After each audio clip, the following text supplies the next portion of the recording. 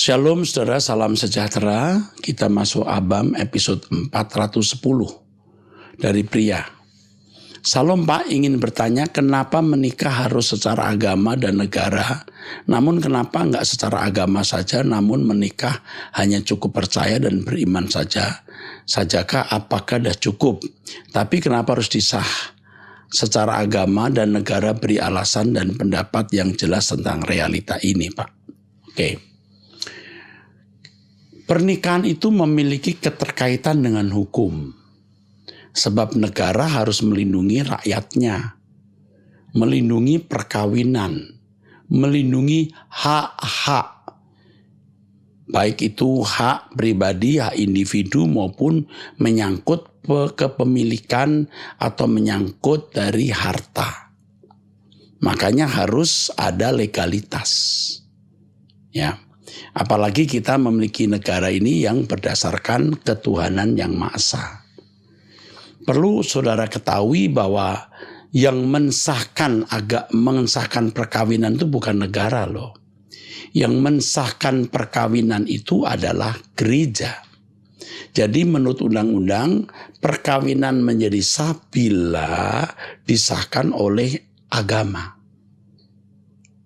Nah, gereja dan negara mencatat pemberkatan, ini kalau Kristen ya, di gereja perkawinan menjadi sah lalu dicatatkan bahwa si A itu suami dengan istrinya B itu suami istri.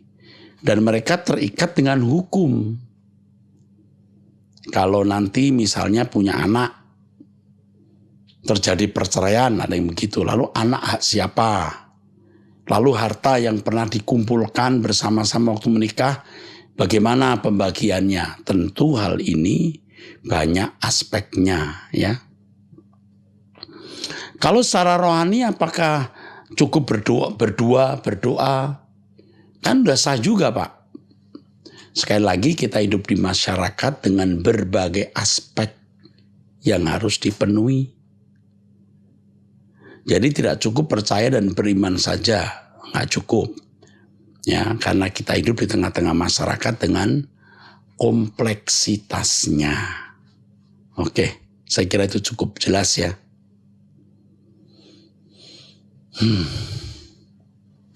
Kalau zaman dulu mungkin tidak perlu, karena belum ada kompleksitas hidup seperti hari ini.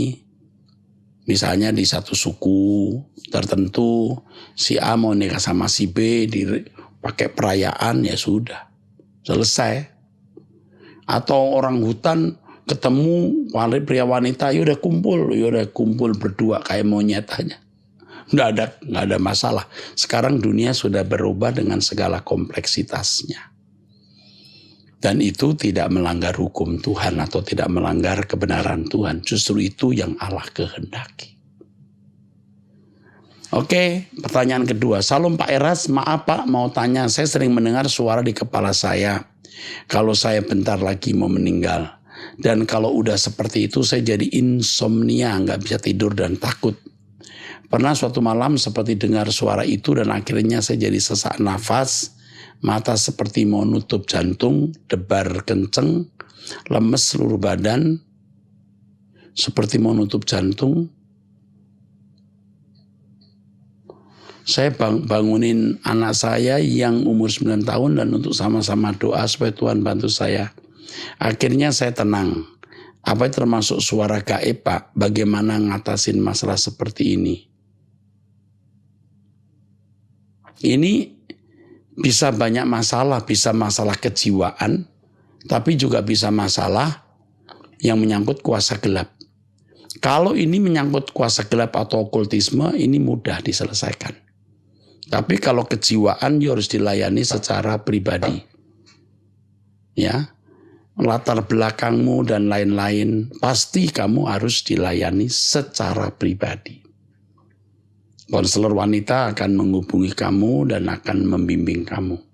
Jika itu kuasa kegelapan, Anda di Jakarta, Anda datang ke Mall Arta Gading lantai 5 untuk didoakan. Dan biasanya kami dalam doa kadang-kadang mendoakan. Kalau sekarang ini sering kami mendoakan ya orang-orang yang terikat kuasa gelap. Beberapa waktu ini, beberapa kali kebaktian kami berdoa untuk orang-orang yang terikat okultisme. Mungkin saudara bisa mengikuti waktu itu suara jerit-jeritan yang begitu, ya kalau orang nggak tahu jadi takut ya. Karena pada pelepasan tiba-tiba orang menjerit jatuh, ada yang meronta-ronta, ada yang melompat, ada yang rebah. Dan untung waktu itu ada banyak pendeta dan saya dibantu mereka. Ada juga yang sukar keluar dan saya harus turun tangan sendiri. Akhirnya saya lepaskan ya seseorang dari ikatan kuasa gelap, dari agama suku, ya, juga ada yang dari orang tua. Setelah dilepaskan sampai dia nggak bisa bangun, sampai jalan harus pakai kursi roda, karena kuasa gelap itu memenuhi jaringan tubuhnya. Nah yang ini saya tidak tahu, tapi kalau di kuasa gelap saya beritahu itu lebih mudah daripada itu masalah kejiwaan. Kalau masalah kejiwaan itu susah. Kalau orang mengalami manifestasi kejiwaan, kita berkata dalam nama Yesus, saya ikat kamu. Masih lompat-lompat, saudara. Tapi kalau dia kuasa gelap, ya memang tidak selalu. Tetapi kalau pengalaman saya hampir selalu. Saya ikat dalam nama Yesus, diam. Saya ikat kakimu, tanganmu, dia bisa diam. Tapi kalau kejiwaan, wah, dia tidak diam. Karena itu kejiwaan. Kalau kuasa gelap kita bisa lebih mudah menanganinya. Oke, terima kasih. Yang ketiga.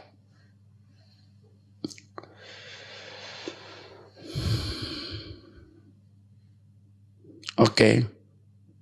Salum yang ketiga. Saya pengen tanya apakah ajaran hypergrace yang dipopulerkan oleh seorang pendeta adalah ajaran sesat. Mohon pencerahannya karena ada beberapa keluarga dan teman saya yang fanatik ajaran tersebut dan mempengaruhi saya untuk mengikutinya dan sampai sekarang masih ragu dan takut tersesat.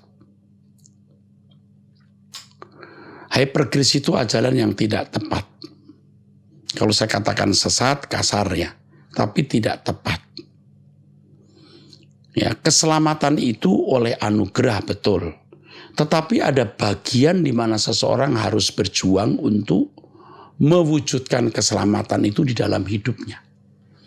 Kelompok hypergrace pasti tidak memberikan definisi yang benar terhadap kata keselamatan. Keselamatan itu bukan hanya terhindar dari neraka dan diperkenankan masuk surga. Keselamatan itu proses pembentukan Tuhan, usaha Tuhan oleh respon kita untuk mengembalikan manusia ke rancangan Allah semula. Ini proses. Jadi kalau keselamatan hanya dipahami terhindar dari neraka dan diperkenankan masuk surga, tidak ada ayat yang mengatakan kerjakan keselamatanmu dengan takut dan gentar. Kerjakan keselamatanmu dengan takut dan gentar, karena keselamatan itu proses dikembalikannya manusia ke rancangan semula. Rancangan semula itu menjadi manusia segambar dan serupa dengan Allah. Yesuslah model manusia yang Allah kehendaki.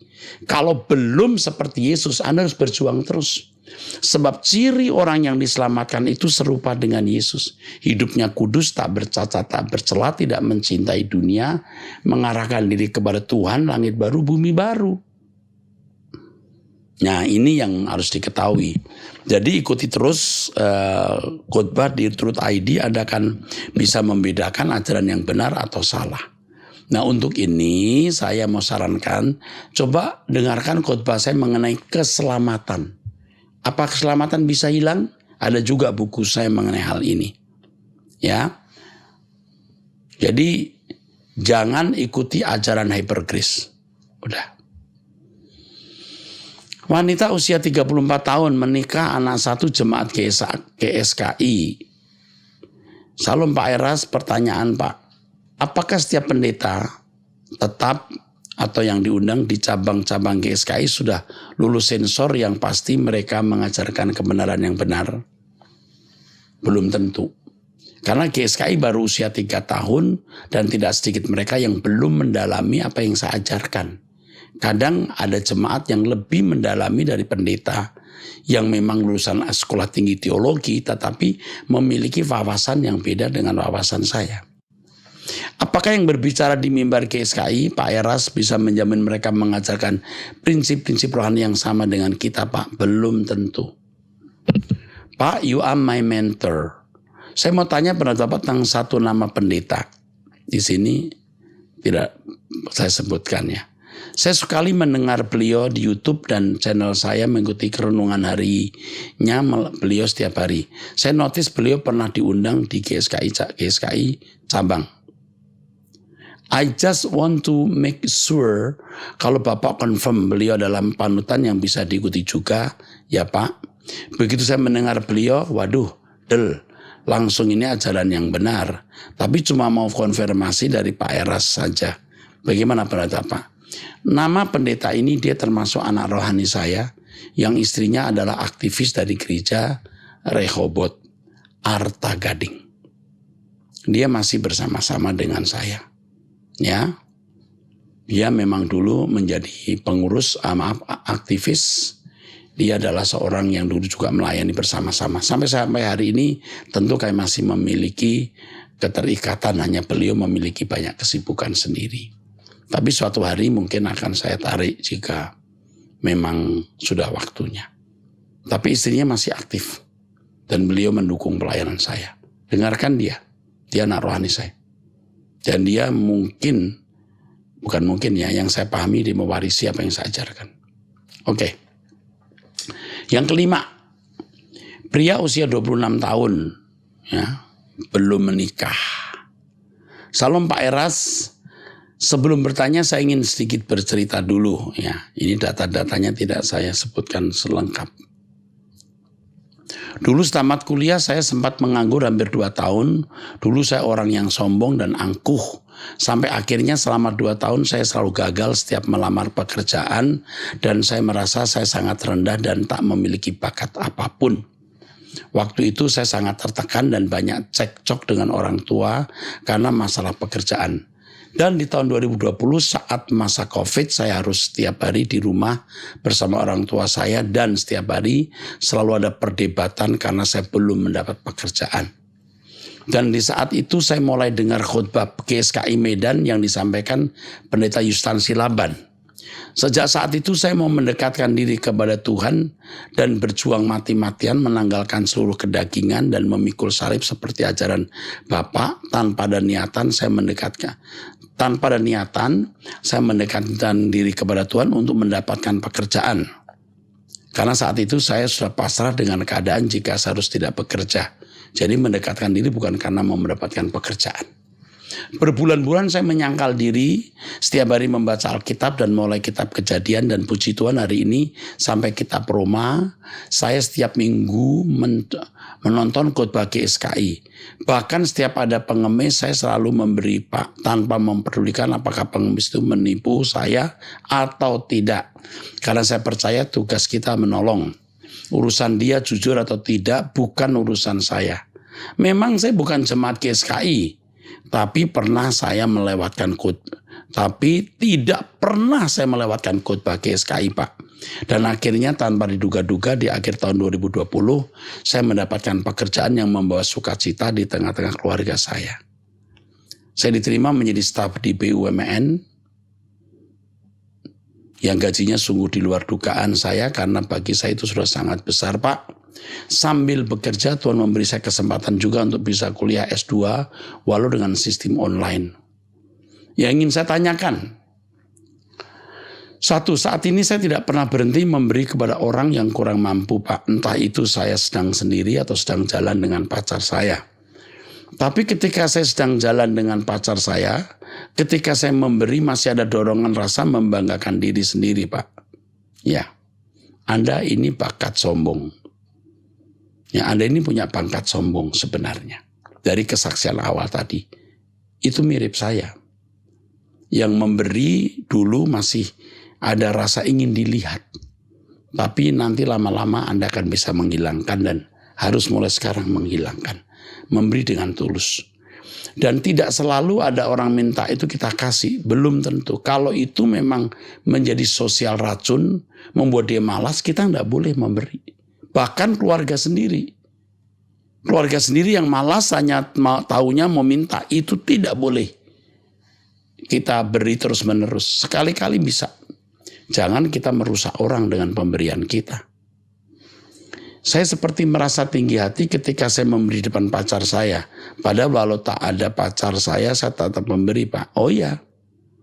Pada waktu tidak ada pacar memberi karena kau punya hati murah. Tapi ada orang kamu merasa ada plusnya, dinilai. Itu lebih baik tidak memberi kalau begitu. Belajar tidak show. Apakah ada cara agar rasa tinggi hati ini bisa lenyap sepenuhnya dan bisa benar-benar menjadi orang yang rendah hati sepenuhnya, Pak? Bisa. Harus Anda latih. Saya sudah berlatih itu. Roh Kudus pasti memimpinmu. Ikuti terus khotbah saya di Truth ID. Nanti kecerdasan akan diberikan Tuhan kepadamu dan memiliki kecerdasan rohani sehingga segala sesuatu yang kau lakukan itu tepat seperti apa yang Allah kehendaki. Ingat, jangan sombong. Allah merendahkan orang sombong. Saya termasuk orang yang sudah berkali-kali pukul Tuhan, dihajar karena kesombongan saya. Jangan saudara alami apa yang saya alami. 2, saya ada sedikit kekhawatiran, Pak, karena saya harus bekerja di kebun sedangkan pacar saya adalah seorang apoteker yang baru menyelesaikan kuliah profesinya dan kemungkinan bekerja di Medan. Itu berarti jika kami menikah nanti kami harus pisah rumah, walaupun memang setiap Sabtu saya selalu usahakan pulang ke Medan. Tapi dari Senin sampai Jumat pacar saya ini berarti harus berdiri di rumah, Pak. Berarti harus sendiri di rumah, Pak, jika kami nikah nanti. Saya khawatir ada hal-hal yang tidak diinginkan terjadi dia sendirian di rumah. Yang saya memang percaya dan pasangan saya ini, Pak, karena dia pun sangat passionate dengan Tuhan dan dia aktif melayani gerejanya, Pak. Tapi tetap saja selalu ada kekhawatiran yang menyerang pikiran saya. Kira-kira apa yang harus saya perbuat? Kalau Anda menikah sebaiknya tidak pisah. Kalau dia apoteker itu lebih banyak peluang untuk bekerja. Dia harus menyatu dengan Anda. Atau kalau gajimu cukup untuk hidup, tidak perlu dia bekerja. Ya, saya tidak tahu jaraknya berapa jam dari rumah dengan rumah pacarmu itu. Tetapi berdoa dulu, minta hikmat Tuhan apa yang harus kamu lakukan. Seperti kamu mendapatkan pekerjaan di luar dugaan kamu, ada banyak hal yang di luar dugaan bisa terjadi dalam hidupmu. Jangan terlalu menskenario. Tetapi saran saya kalau menikah jangan pisah rumah. Ya, tidak sehat. Kecuali untuk sementara waktu saja. Tapi tidak didesain, tidak jelas seperti ini. Kapan mau kumpul, kapan tidak. Nggak boleh. Oke. Mungkin saja Pak yang saya mau tanyakan. Semoga Bapak diberi kesehatan dan kekuatan untuk melayani Tuhan. Terima kasih sayang. Kamu masih usia 26 tahun, nak, pemuda yang luar biasa. Kamu cerdas pasti. Pastinya kamu cerdas. Tapi kamu memiliki kelemahan emosional. Ambisimu kuat. Ya, Tuhan sudah meremukkan kamu lewat beberapa tahun tidak bekerja. Dan kiranya kamu bisa diubahkan terus ke depan. Ikuti Truth ID dan berdoa bersama Om Eras. Kamu akan berubah. Pertanyaan keenam maksud saya. Pertanyaan berikut. Pertanyaan keenam. Halo Pak Eras, semoga Bapak dan tim sehat-sehat saja.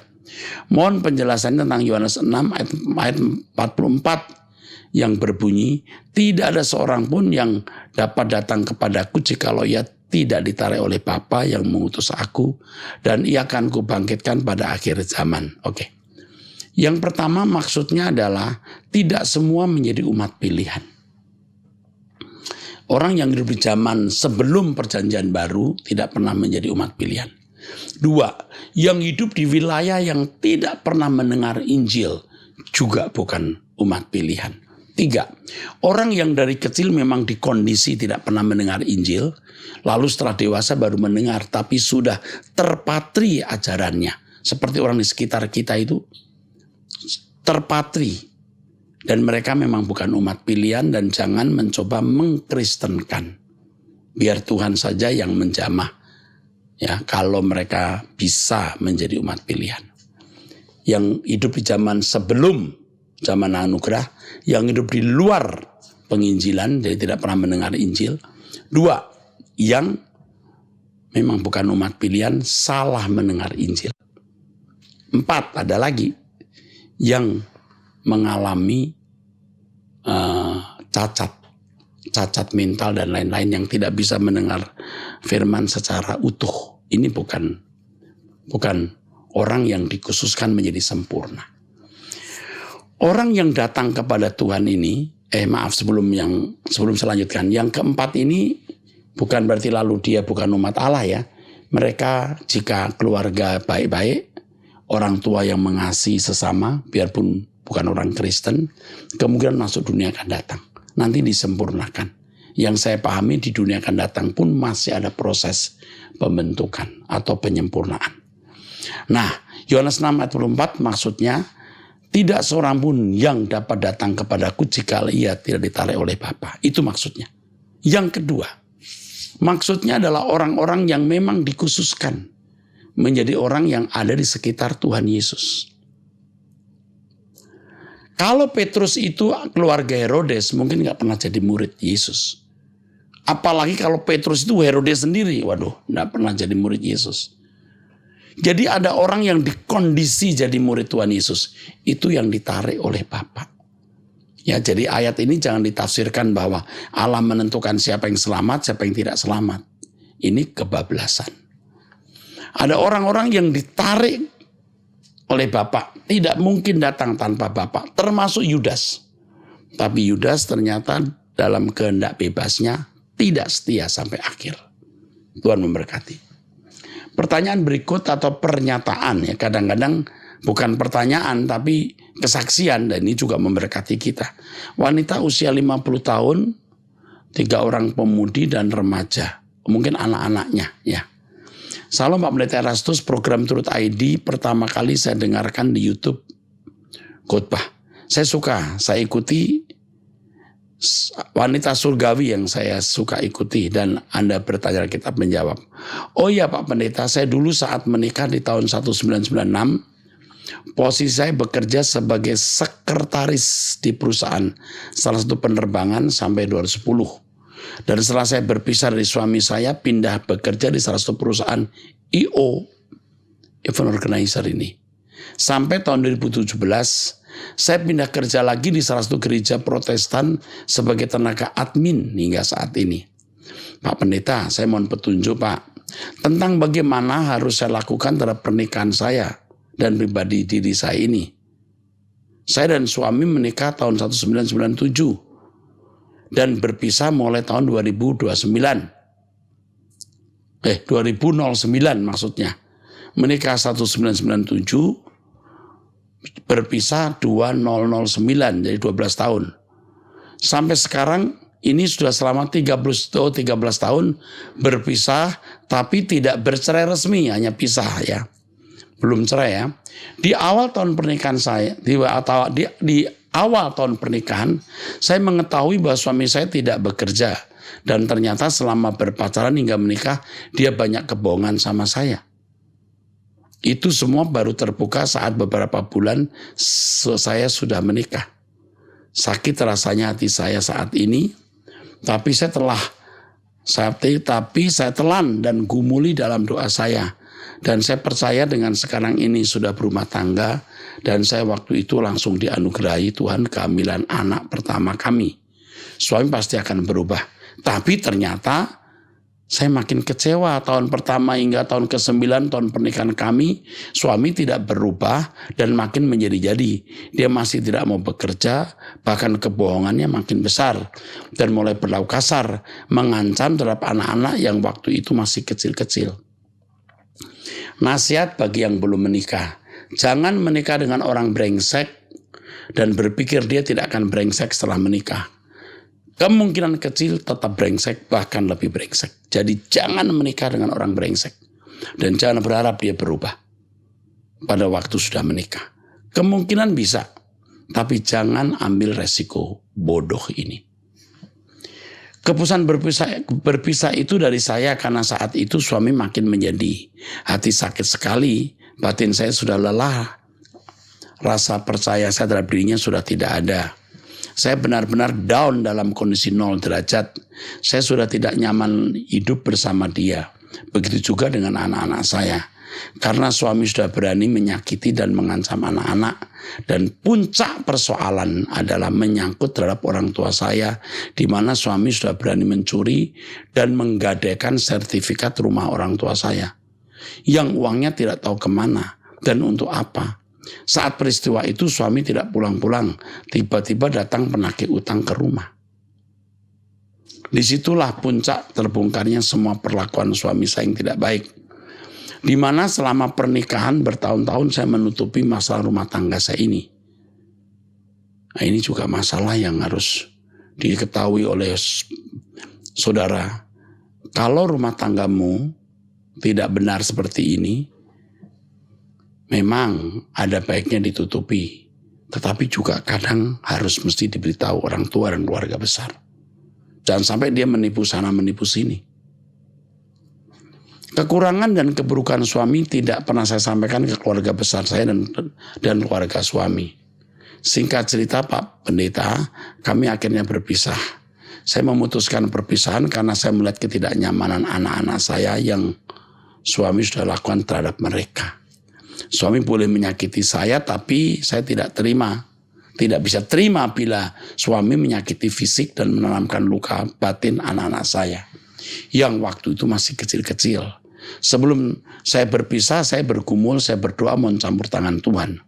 Sekarang 13 tahun perpisahan kami, tapi saya tidak diceraikan secara resmi.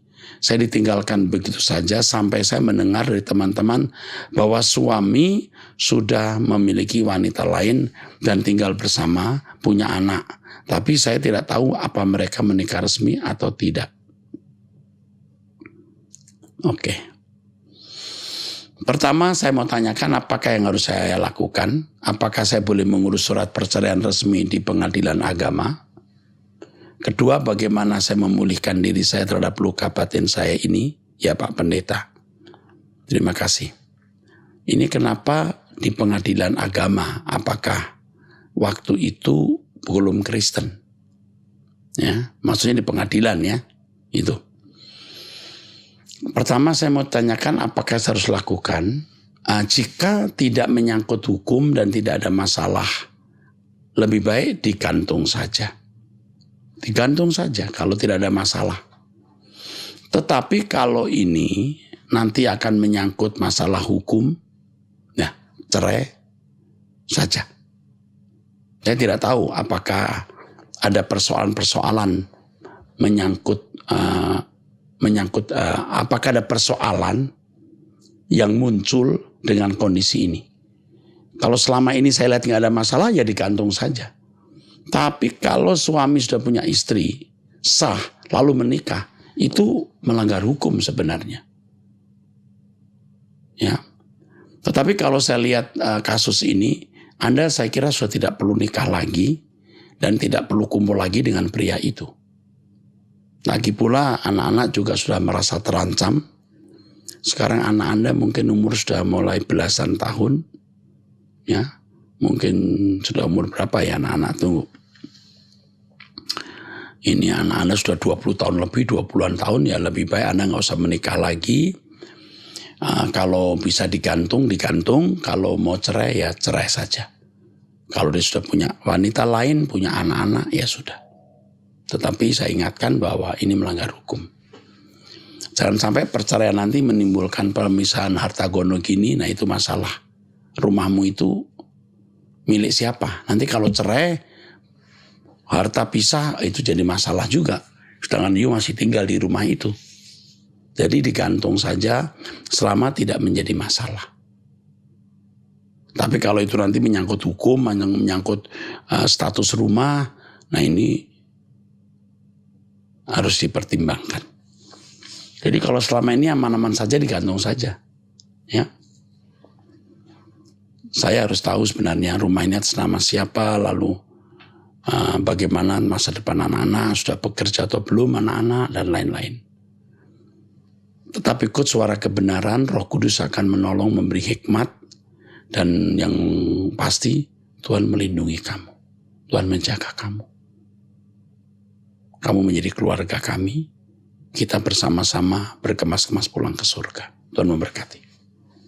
Pertanyaan yang berikut, perempuan usia 24 tahun. Salam Om Eras, saya mau bertanya. Saya sering merasa sulit berdoa ketika saya merasa hidup sedang menyenangkan atau tidak punya permintaan apa-apa kepada Tuhan. Distraksi pikiran yang saya rasakan begitu kuat walaupun saya sudah mengambil waktu tenang dan mengawali doa dengan mendengarkan lagu rohani. Tapi pikiran saya tetap lari-lari memikirkan hal sepele seperti pekerjaan, teman-teman, dan hal kecil lain. Saya merasa sudah hidup menjauhkan diri dari dosa yang membuat saya tidak tenang menghadap apa. Tapi kenapa ya saya tetap tidak fokus? Saya merasa bersalah jika hanya doa untuk meminta sesuatu. Tapi saya selalu minta maaf dan memohon kepada Roh Kudus untuk membantu saya berdoa. Mohon sarannya Om Eras. Kamu itu sebenarnya belum menemukan tujuan hidup. Tujuan hidup kita itu Tuhan dan kerajaannya. Jadi kamu harus tahu bahwa hidup yang sesungguhnya itu nanti di langit baru, bumi baru. Sejak muda, kamu usia 24 tahun, harus sudah mengumpulkan harta di surga. Artinya karaktermu harus terbangun terus untuk makin sempurna seperti Bapa atau serupa dengan Yesus. Kalau kamu tidak punya target, kamu jadi seperti ini. Kamu harus punya target. Setiap kesalahan sekecil apa, sehalus apapun harus kita selesaikan. Tujuan kita harus Tuhan dan kerajaannya. Kalau kamu terus begini, saya tidak mengancam, kamu akan dipukul Tuhan. Karena kamu dikasih Tuhan, kamu disayang Tuhan. Kamu tidak memiliki integritas yang kuat. Kamu tidak stabil. Kamu harus punya prinsip. Bagaimana membangun prinsip? Kamu harus mendengarkan Truth ID setiap hari. Di situ kamu akan dipenuhi, dibasahi, ditenggelamkan oleh kebenaran. Kamu akan menemukan tujuan hidup, kamu akan punya sasaran. Seperti yang sering saya khotbahkan, tinggalkan teman-teman yang tidak mempengaruhi kamu untuk hal yang positif. Dan kamu harus lakukan. Pasti kamu masih punya teman-teman yang membuat kamu tidak cinta Tuhan utuh. Pasti kamu suka nonton-nonton juga yang membuat kamu tidak mencintai Tuhan utuh. Tinggalkan tontonan yang tidak membuat kamu mencintai Tuhan secara utuh. Tinggalkan persahabatan dengan orang-orang yang membuat kamu tidak mencintai Tuhan secara utuh. Ikuti Truth ID, doa bersama dengan Om Eras. Ya, kau belum menikah ini ya. Jangan sampai kamu nanti akan menemukan jodoh yang salah. Waktu kamu tawar hati terhadap Tuhan, kamu mulai mencari selingan. Dan waktu itu akan datang pria yang mestinya bukan jodohmu dan kamu jatuh ke tangan dia. Dan itu celaka sekali. Ingat kalimat saya ini. Kamu harus tenggelam dengan Tuhan. Kalau tidak, kamu akan kesepian, cari teman dan jatuh ke pria yang salah dan kamu akan rusak. Dan bisa binasa. Ya, oke. Tuhan memberkati kamu semua. Oke, saudara sekalian, kita akan mengakhiri pertemuan ini. Jangan lupa mensubscribe Truth ID. Ya. Tuhan memberkati.